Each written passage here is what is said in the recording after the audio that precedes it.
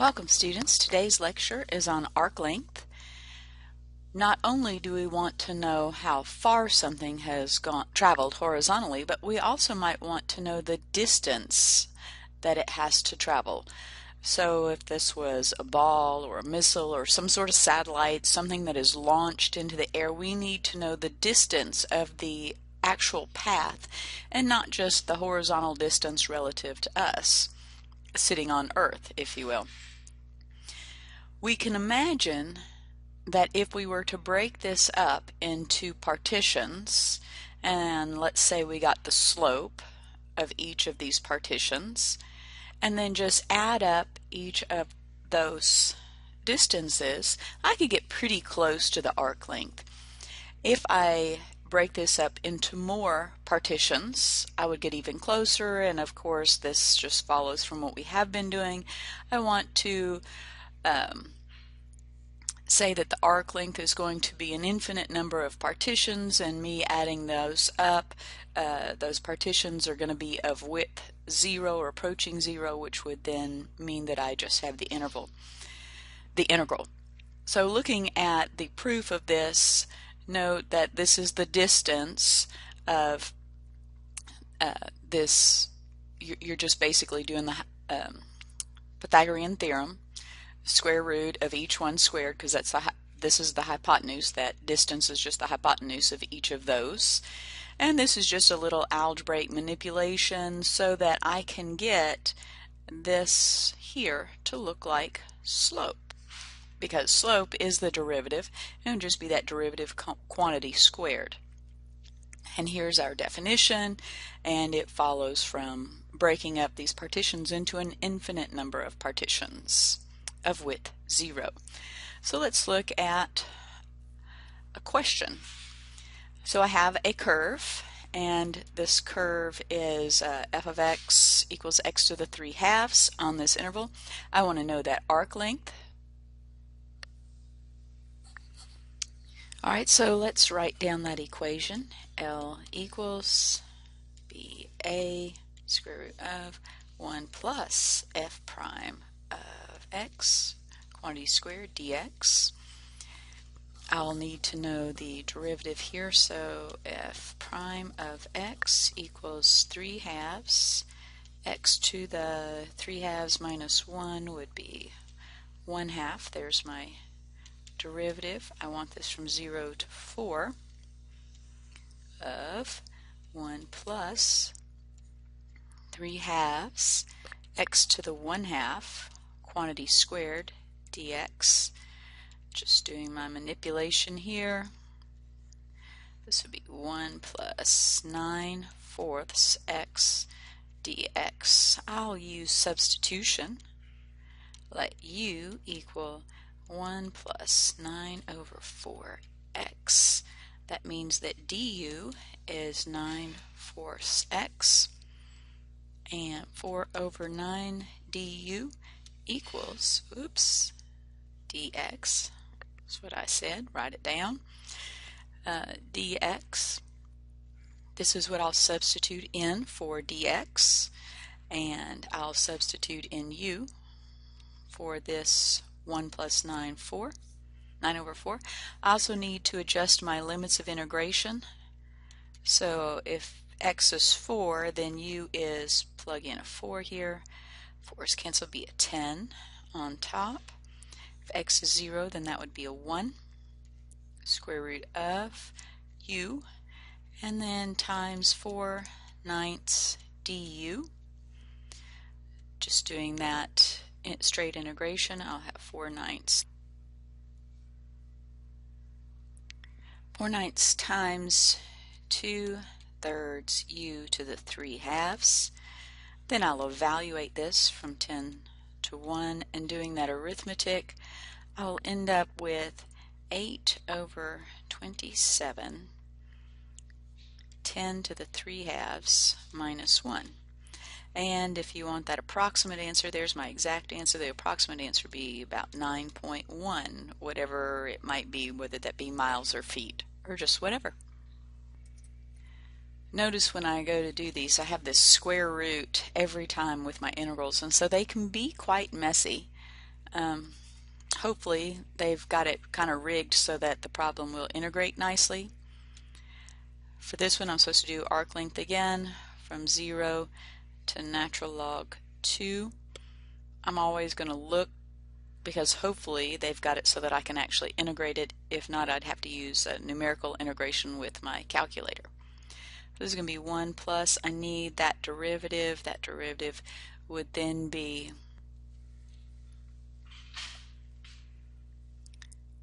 to e to the x minus 1/8 e to the minus x, and then quantity squared dx. Alright, so I'm going to go ahead and multiply this out and kind of combine some like terms and see what I get. First up, what I get is this second line here, and then I combined the 1 and the minus 1/2, and I saw that I might possibly have coincidentally some a quantity squared, and I did, which really makes it nice because it's the square root of something squared. So then I can just take the straight integral of the 2e to the x plus 1/8 e to the minus x, and when you do that you'll end up with 2e to the x minus 1/8 e to the minus x, evaluating that from the 0 to the natural log of 2, and you'll end up with 33/16. And like I said, these will kind of be rigged so that this sort of deal will happen. Look for that to happen because otherwise it's messy. You're either going to use substitution or something of this sort here. They want us to verify that the circumference of a circle is 2 pi times the radius, and we're going to call this radius A. If you'll notice by symmetry, I could look at this as a right triangle, and if I got to this point here at the pi over 4, I would have that it's just 1/8 of the circle. So I could say that the circumference, or that length, is 8 times the integral of, and that would be from 0 to whatever that radius is over the square root of 2. And then I need the square root of, and that would be 1 plus the derivative x squared dx. So I need to get this derivative of what this hypotenuse length is. Alright, so I'll do this out to the side. So y prime is, and that would be 1/2 a squared minus x squared, and that would be to the minus 1/2. I use the chain rule, so take the derivative of the outside, leave the inside alone, times the derivative of the inside, so that would be minus 2x. This is going to be quite messy. And this will be negative 2x over 2 square root of a squared minus x squared. Oh, that's just stunning. Let's cross that out there, and we'll plug that into our arc length formula. Messy, so let me walk you through what I've done so far. This was just plugging in and writing down. This next part I squared that second term. After that, then I got a common denominator of a squared minus x squared, combined that numerator to end up with a squared on top, took the square root of a squared, pulled that out front, and then that would leave a 1 on top, and so now I'm sitting like this. And if you will look in your table of integrals, if you don't remember, this is just inverse sine function, and then I'll plug in. Alright, what I've done next is just plug in my limits of integration, and doing that algebra I end up with 2 pi a, which is the area, the circumference of a circle is 2 pi r, and my radius happens to be a, and there she sits. For next problem, they want us to find the arc length for this function here. First I'll need to know the derivative of x equals 2x. Seemingly very simple. Arc length is then from 0 to 2 square root of 1 plus that 2x quantity squared dx. Making this look a little prettier, 0, 2 square root of 1 plus 4x squared dx. So I did part A. There's the integral. But to try to integrate this would be very difficult. Your calculator, if you have the TI-84, has some, and the TI-83, has some built-in functions to do a numerical integral. So I'm going to do a numerical integral. I hit the math button, and the math button is on the left hand side underneath your alpha key. Hit your math button. You want this number 9 option. Hit enter, and then you'll just plug into each of these empty boxes your function, and then you'll tell it to go, and we'll give you that numerical integration. Now this would be helpful if you're trying to find definite integrals and you want to know if your integration is correct. Even though you have to enter in an exact answer, it still is handy to know if you've done this correctly. So you just take your exact, get the numerical number crunch for that, and make sure that your calculator and you end up with the same thing. Pretty handy. For this example, I'm going to find that if I try to find the arc length of this in terms of x, it's not going to prove fruitful, because I'm going to end up with my x in the denominator. Note that when I take this derivative, I get 2/3 x to the negative 1/3, which means I'm going to have the x in the denominator, and when you integrate that, the x will still be in the denominator. And since they want to know the arc length from 0 to 8, it's not going to work for us, because you'll have to try to plug in a 0 and it's not defined. But you can look at this and know that it has a specific length. So let's try it. Instead of writing it in terms of x like this, let's write it in terms of y and integrate that way. So this would be x equals, and that would be y to the 3/2. And I've already done this one. I believe that was our first example. In terms of y, we're going to be integrating from 0 to 4. So arc length here would be from 0 to 4. And this is only in the positive realm. For this one, I would have to consider the fact that it does go positive and negative, but I'm only looking at from 0 to 8 in terms of x, so which would mean that it's just in that positive quadrant. So I'm actually good to go there. And then it's 1 plus this guy's derivative, so x prime equals, and that's going to be 3/2 y to the 1/2. And then I'm going to take this and integrate. I'll get that done. Alright, so I just plugged this into my calculator basically for fun, just to see if we would get about the same thing that we got before. And looks like we sure do. So you can see I'm fairly confident that we did that one right. And just note that this right here is the exact answer, that guy right there, and this would be the approximate answer.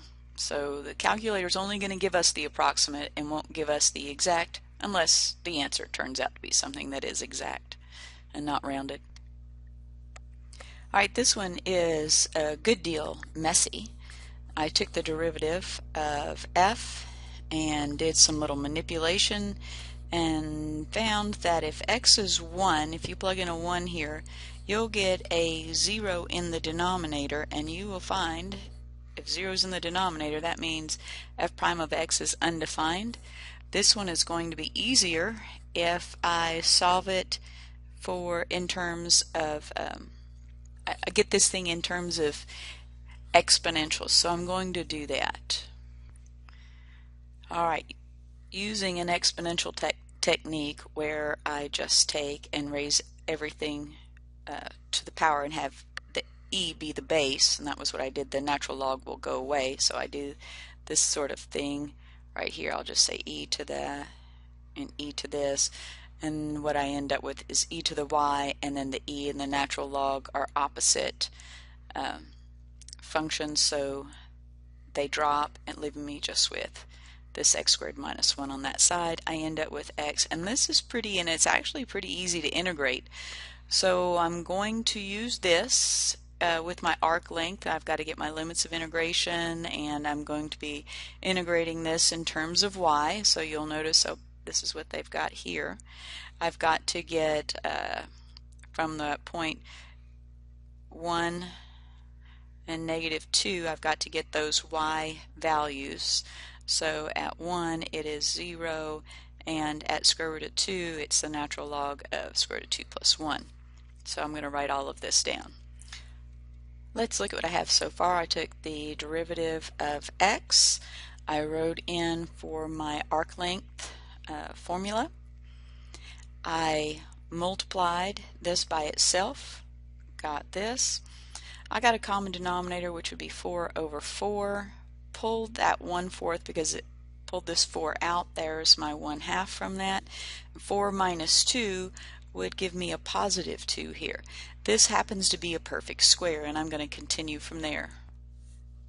Alright, and how convenient is this, that this ends up being your perfect square? If you multiply this out, you'll get this guy sitting right underneath here. And then this is easy enough to integrate because it is in fact just, if I write this down, e to the y plus e to the minus y dy. Integrating all of that, I'll get 1/2 e to the y minus e to the y, negative y there, and then evaluating this from my limits of integration, which would be natural log of square root of 2 plus 1 and 0, and when you chunk that in you'll get a 1. Now a real cheating way to do this would be, you could just get your calculator to do this. He would give you the numerical integration and he would tell you it was 1, and you wouldn't be able to tell that you didn't do all of this work. So when those numbers are easy like that, it is kind of calculator can help you a bunch, but going through this process is has great value to it. Gives you a lot of practice. Anyway, see you at the Collaborate if you have any questions, and that concludes section 6.5.